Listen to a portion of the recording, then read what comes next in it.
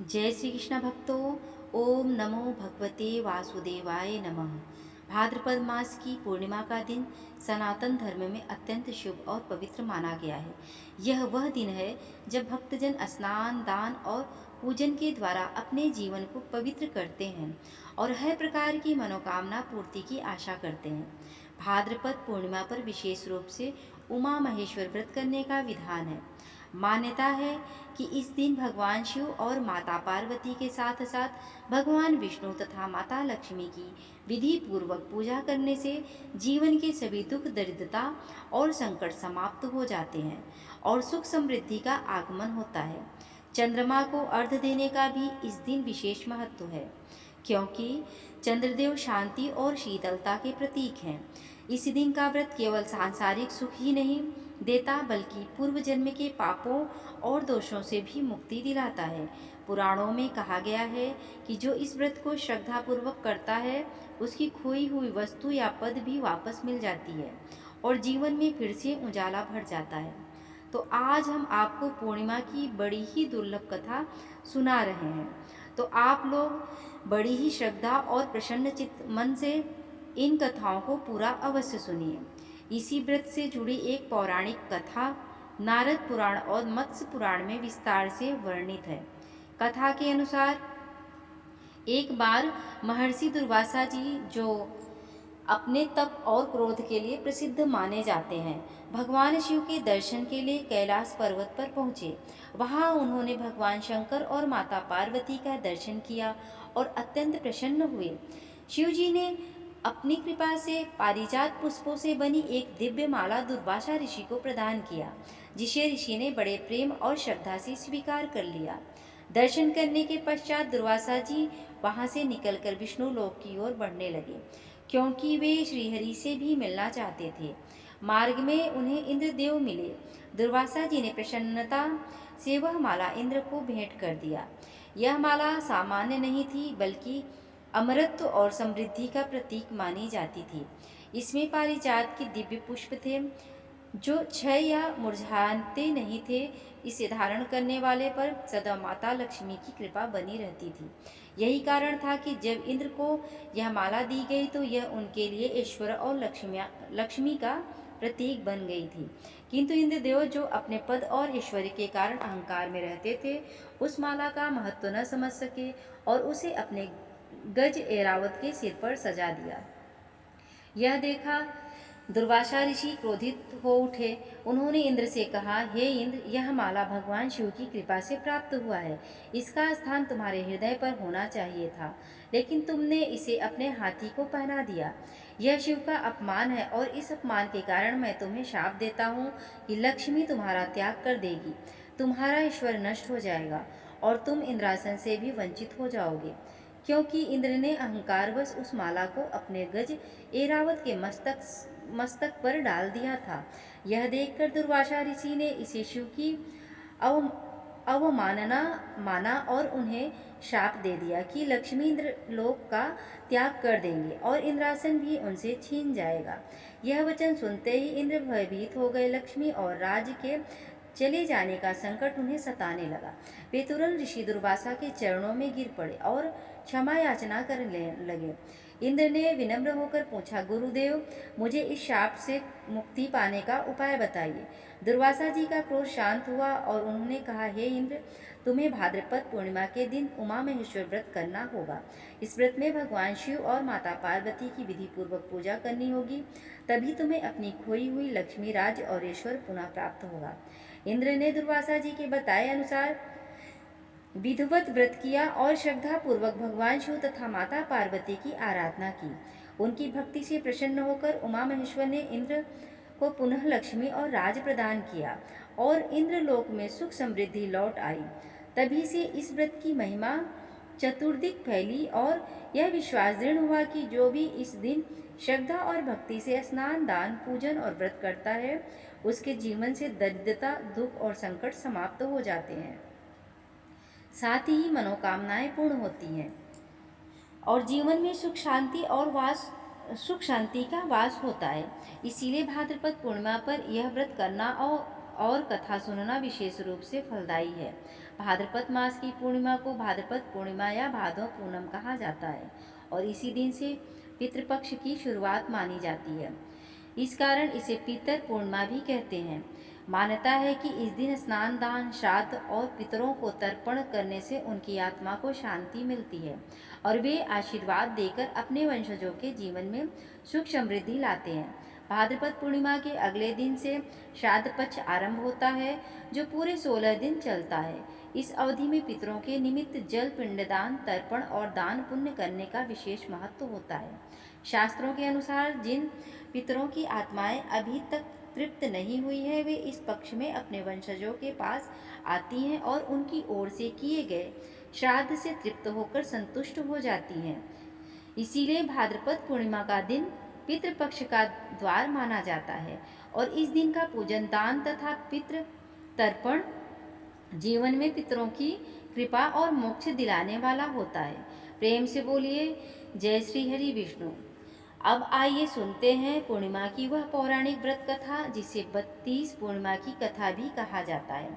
एक ऐसी अमर कथा जो पूर्ण श्राद्ध और मोक्ष का अद्भुत मार्ग प्रशस्त करती है। पूर्णिमा पर स्नान व दान करने से शुभ फलों की प्राप्ति होती है। इस दिन किसी पवित्र तीर्थ स्थान पर स्नान करने से मनुष्य पाप मुक्त होकर स्वर्गलोक में जाते हैं। सनातन धर्म में कोई भी व्रत व उपवास बिना व्रत कथा के अधूरा माना जाता है। इसीलिए पूर्णिमा का व्रत करते समय भी कथा अवश्य पढ़नी चाहिए। आइए सुनते हैं पूर्णिमा व्रत कथा। जय श्री कृष्ण भक्तों, आप सभी श्रोताओं का दिन शुभ और मंगलमय हो। इसी मंगल कामना के साथ चलिए आज की इस कथा को शुरू करते हैं। पौराणिक मान्यताओं के अनुसार पूर्णिमा का व्रत करने से व्यक्ति को सभी दुख और कष्टों से मुक्ति मिलती है। श्री कृष्ण ने यशोदा जी को बताया कि 32 पूर्णिमाओं के व्रत करने से क्या फल मिलता है और सर्वप्रथम इस व्रत को मृत्युलोक में किसने किया था। द्वापर युग में एक समय की बात है कि यशोदा जी ने कृष्ण से कहा, हे कृष्ण, तुम सारे संसार के उत्पन्न करता हो, पोषण करता हो तथा उसके संहार करता हो। आज कोई ऐसा व्रत मुझसे कहो जिसके करने से मृत्युलोक में स्त्रियों को विधवा होने का भय न रहे तथा यह व्रत सभी मनुष्यों की मनोकामना पूर्ण करने वाला हो। श्री कृष्ण कहने लगे, हे माता, तुमने अति सुंदर प्रश्न किया है। मैं तुमसे ऐसे ही व्रत को सविस्तार कहता हूँ। सौभाग्य की प्राप्ति के लिए स्त्रियों को द्वात्रिशंत अर्थात 32 पूर्णिमाओं का व्रत करना चाहिए। इस व्रत को करने से स्त्रियों को सौभाग्य संपत्ति मिलती है। यह व्रत अचल सौभाग्य को देने वाला और भगवान शंकर के प्रति मनुष्य मात्र की भक्ति को बढ़ाने वाला है। यशोदा जी कहने लगी, हे कृष्ण, सर्वप्रथम इस व्रत को मृत्युलोक में किसने किया था, इसके विषय विस्तार पूर्वक मुझसे कहो।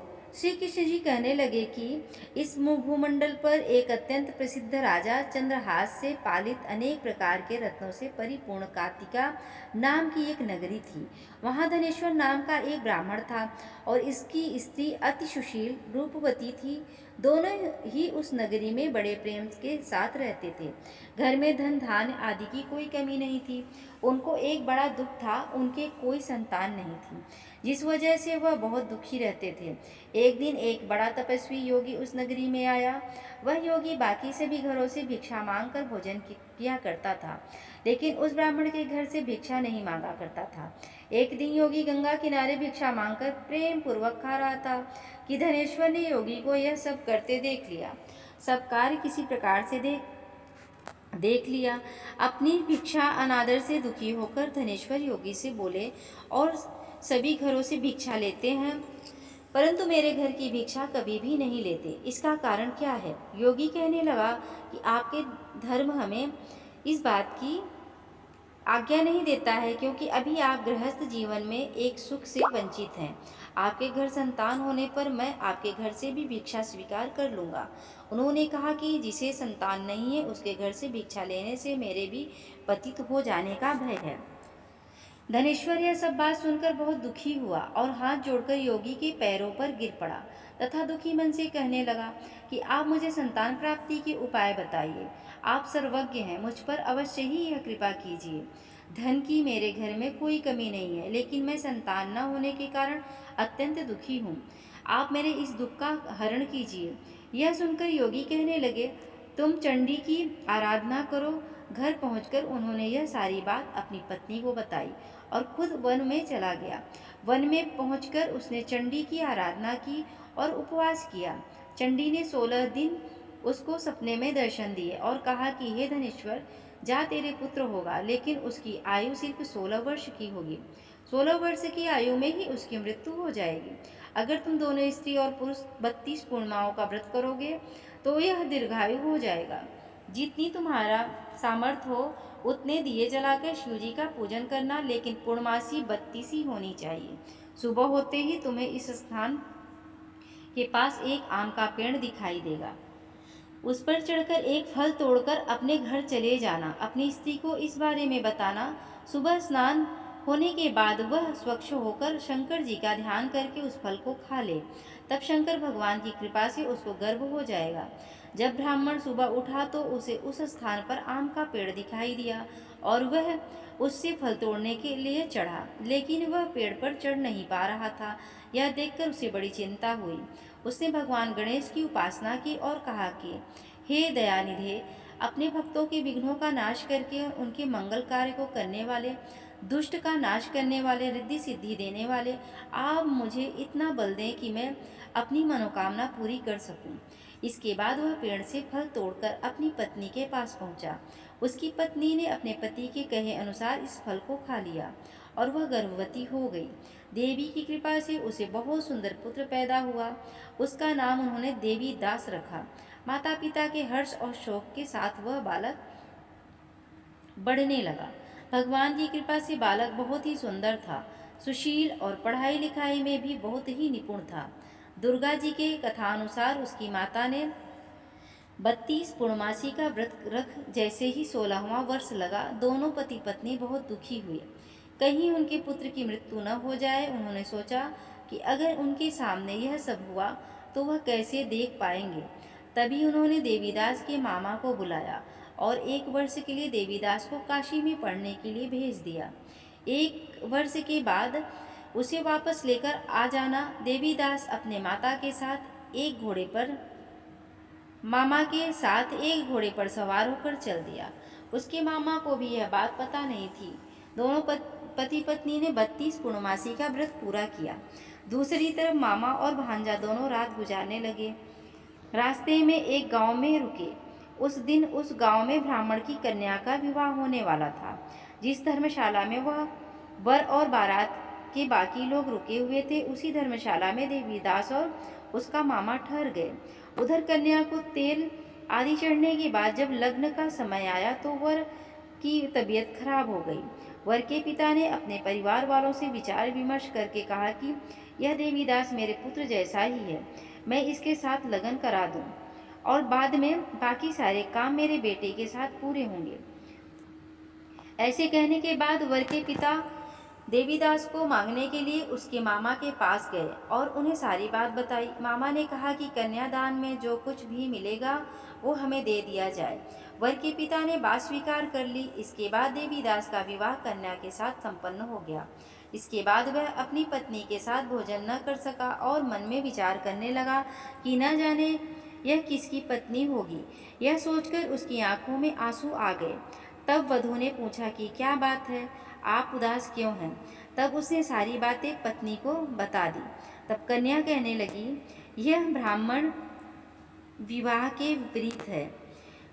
आप ही मेरे पति हैं, मैं आपकी ही पत्नी रहूंगी, किसी अन्य की कभी नहीं। तब देवीदास ने कहा, ऐसा मत करिए, क्योंकि मेरी आयु बहुत कम है, मेरे बाद आपका क्या होगा? लेकिन उसकी पत्नी नहीं मानी और बोली, स्वामी आप भोजन कीजिए। दोनों रात में सोने के लिए चले गए। सुबह देवीदास ने पत्नी को 4 नगों से जड़ी एक अंगूठी दी और एक रुमाल दिया और बोला कि हे प्रिय, इसे लो और संकेत समझकर स्थिर चित हो जाओ।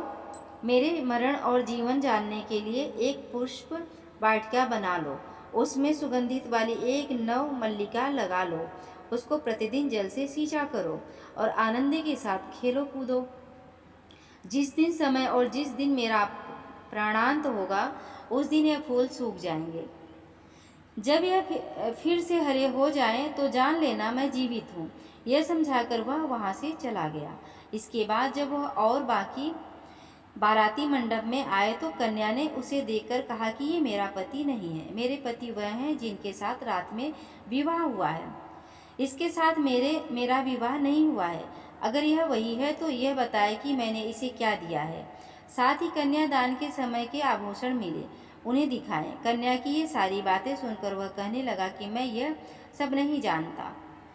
इसके बाद सारी बारात भी अपमानित होकर लौट गई। भगवान कृष्ण बोले, हे माता, इस प्रकार देवीदास काशी चला गया। कुछ समय जब बीत गया तो एक सर्प उसको डसने के लिए वहां आया, लेकिन वह उसको काट नहीं पाया, क्योंकि उसकी माता ने पहले ही 32 पूर्णिमा का व्रत कर लिए थे। इसके बाद खुद काल वहां पहुंचा। भगवान की कृपा से तभी वहां माता पार्वती और भगवान गणेश आ गए। देवीदास को मूर्छित दशा में देखकर माता पार्वती ने भगवान शिव से प्रार्थना की कि महाराज, इस बालक की माता ने पहले ही 32 पूर्णिमा के व्रत कर लिए हैं, आप इसको प्राण दें। भगवान शिव ने माता पार्वती के कहने पर उसे प्राणदान दे दिया। उधर उसकी पत्नी उसके काल की प्रतीक्षा कर रही थी। उसकी पत्नी ने जाकर देखा कि पुष्प और पत्र दोनों ही नहीं है, तो उसको बहुत आश्चर्य हुआ। और जब उसने देखा कि पुष्प वाटिका फिर से हरी हो गई है, तो वह समझ गई कि उसका पति जिंदा हो गया है। इसके बाद वह बहुत ही प्रसन्न होकर अपने पिता से कहने लगी कि मेरे पति जीवित हैं, उनको ढूंढिए। जब 16वां वर्ष व्यतीत हो गया तो देवीदास भी अपने मामा के साथ काशी चल दिया।